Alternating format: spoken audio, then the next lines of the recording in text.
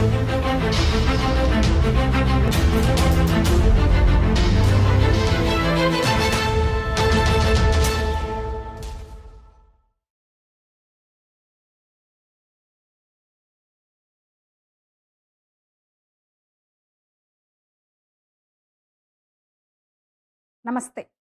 Bharat, China బంధం బలపడుతోందా? Bharat, China బాగా దగ్గరైతున్నాయా? Bharat, China ఇక భాయి భాయేనా? ఎందుకంటే తాజా పరిస్థితులు, పరిణామాలు, సానుకూల చర్చలు, ఒప్పందాలు ఇవన్నీ చూస్తుంటే అట్లనే అనిపిస్తుంది. నేరుగా విమాన సర్వీసులు నడవనున్నాయి 2 దేశాల మధ్య గూడా. 2020 గాల్వాన్ ఘర్షణ తర్వాత భారత్, చైనా మధ్య ముఖ్యంగా ఎల్ఏసీ దగ్గర ఉద్రిక్తతలు కొనసాగినాయి.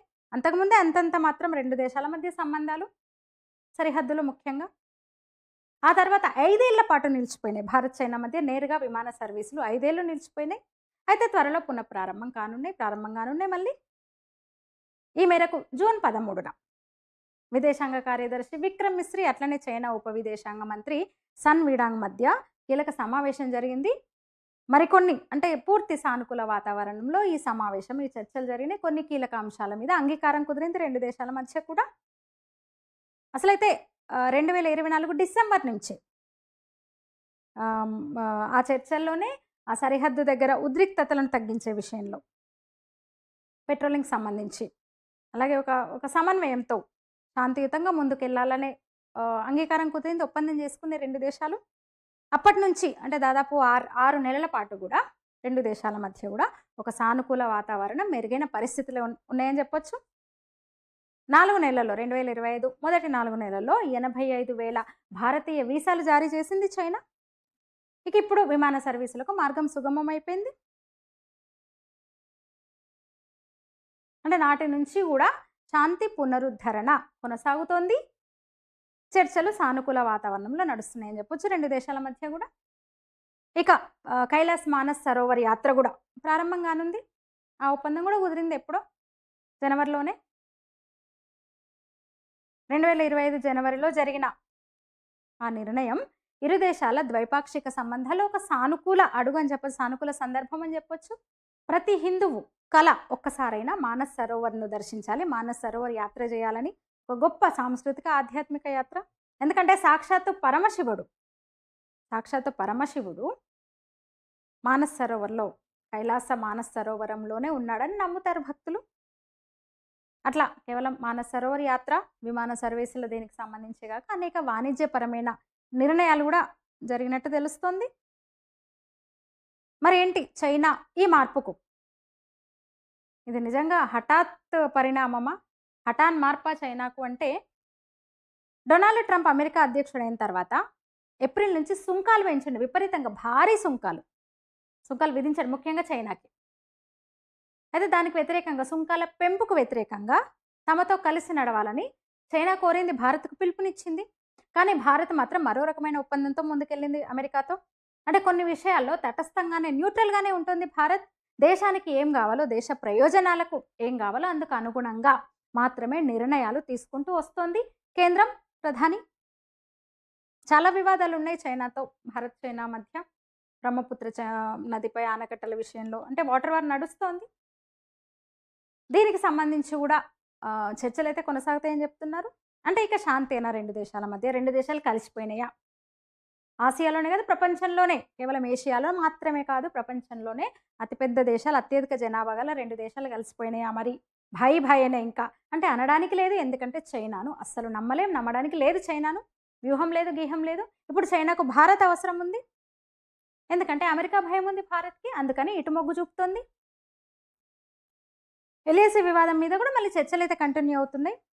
చైనాను నమ్మడానికి లేదు అసలు. ఆ నేపథ్యం మన చైనా చరిత్ర చూస్తే cunning country, dragon country. Nehru హయాంలోనే తన పంచశీల విధానాన్ని ఒప్పందాన్ని కూడా తుంగలో దక్కిన దేశం అది.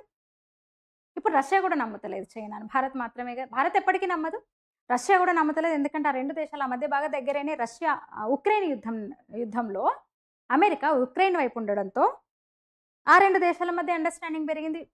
చైనా రష్యా మధ్య ఆయుధాలు మార్చుకున్నారు, అమ్ముకున్నారు, కొనుక్కున్నారు. కానీ ఇప్పుడు రష్యా కూడా నమ్ముతలేదు.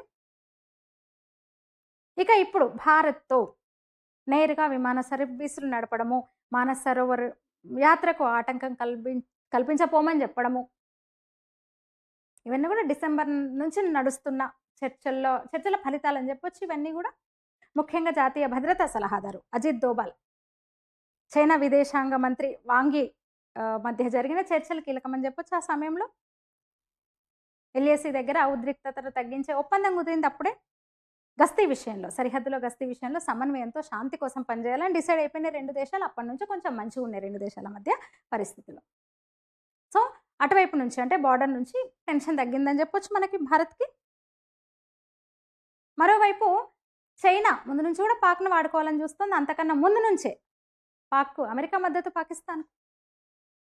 ఎందుకంటే పెద్ద దేశం భారత్ని ఎదుర్కోవాలంటే మన శత్రు దేశం, పక్కనున్న దేశం, దాయాది దేశం పాకిస్తాన్తో, మరొక కన్నింగ్ కంట్రీతో ఈ 2 దేశాలు కలిసి పనిచేస్తున్నాయి అనమాట. అప్పటి నుంచి కూడా భారత్ని ఎదుర్కోవడానికి, భారత్ని అడ్డుకట్ట వేయడానికి ఇంకా ఆ 3 దేశాల ఇది.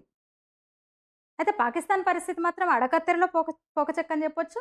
అమెరికాకు చైనాకు పడదు, కానీ పాకిస్తాన్కు 2 దేశాల మద్దతు. పాకిస్తాన్ వాడుకోవాలని చూస్తే ఈ 2 కంట్రీలు కూడా వాడు ఎవరో ఒకరికి ఏదో ఒక దేశానికి ఎవరో ఒకరికి లొంగాల్సిందే. మనకు అవసరం లేదు, నయా భారత్కు అంతకన్నా అవసరం లేదు. పాకిస్తాన్ విషయంలో వాడికి నచ్చితే వీడికి నచ్చదు, వీడికి నచ్చితే వాడికి నచ్చదు. అంటే 2 దేశాల మధ్య పాకిస్తాన్ ఇబ్బంది పడుతుంది. స్థావరంగా మార్చుకున్నాయి 2 దేశాలు కూడా. మనం ఒప్పుకోలేదు అమెరికా అడిగితే. పాకిస్తాన్ నుంచి అణుస్థావరాలు మెయింటైన్ చేస్తూ వస్తుంది అమెరికా. మొన్న ఆపరేషన్ సింధూర్ సందర్భంగా వాడి దొంగతనం కూడా బయటపడ్డది కదా. అందుకే కదా ట్రంప్ స్వరం మారింది. ఇప్పుడు పాకిస్తాన్ అమెరికా వైపు మొగ్గుతోంది ఇప్పుడు మళ్ళీ. మరేంటి చైనా పరిస్థితి ఏంటంటే భారత్తో సఖ్యంగా ఉండాల్సిందే, తప్పదు చైనాకి. అంటే భారత్ అవసరం చైనాకు ఉంది, అతిపెద్ద మార్కెట్ భారత మార్కెట్. ఇంకా అమెరికా సుంకాల బాధుడితో భారత మార్కెట్లే దిక్కు, భారత మార్కెట్లే గతి చైనాకు. ఆ దేశ పరిస్థితి అస్సలు బాగాలేదు చైనా పరిస్థితి. వాడు వస్తువులు అమ్ముకోవాలి కదా, తయారు చేసి అట్లా పెట్టుకున్నాడు. 100,000 అపార్ట్మెంట్లను కూల్చేస్తున్నారు చైనాలో.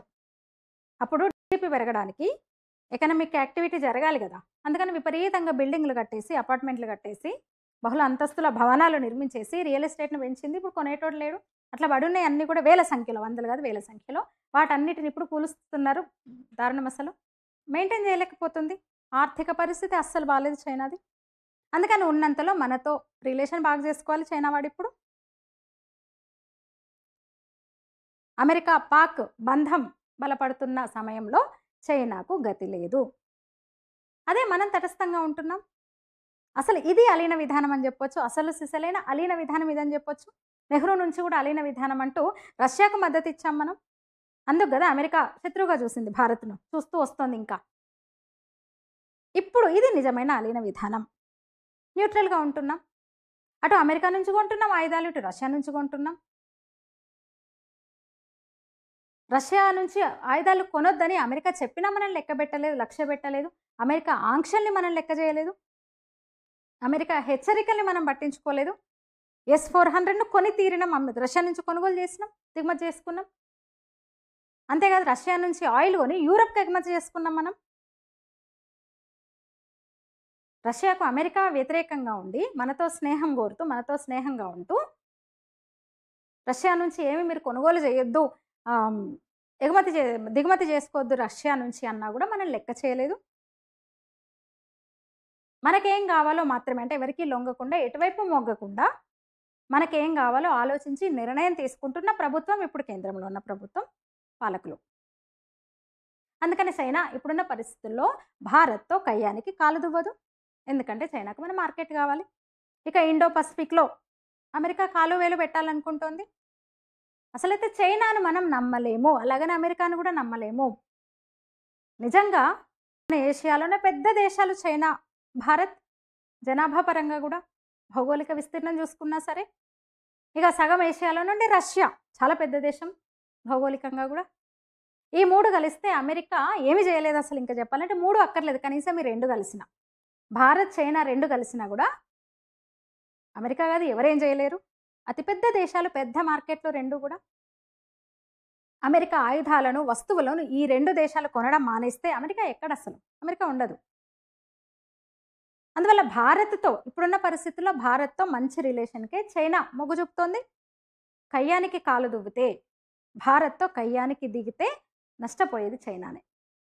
అందుకని ఈసారి మానస్ సరోవర్‌కు ఆటంకాలు కల్పించట్లేదు. ఇక గాల్వాన్‌కు సంబంధించి ఇక చర్చలు కూడా కొనసాగుతున్నాయి. సో, అంటే ఇప్పుడు మరి భారత్, చైనా తాజా ఒప్పందాలు, 2 దేశాల మధ్య మెరుగవుతున్న సంబంధాల నేపథ్యంలో మీరేమంటారు? మీ అభిప్రాయాన్ని తెలియజేయండి. లైక్ చేయండి, షేర్ చేయండి. ఇంకా నా ఛానల్‌ని సబ్స్క్రైబ్ చేసుకున్నట్టయితే ఇప్పుడే ఆ పని చేయండి. ధన్యవాదాలు.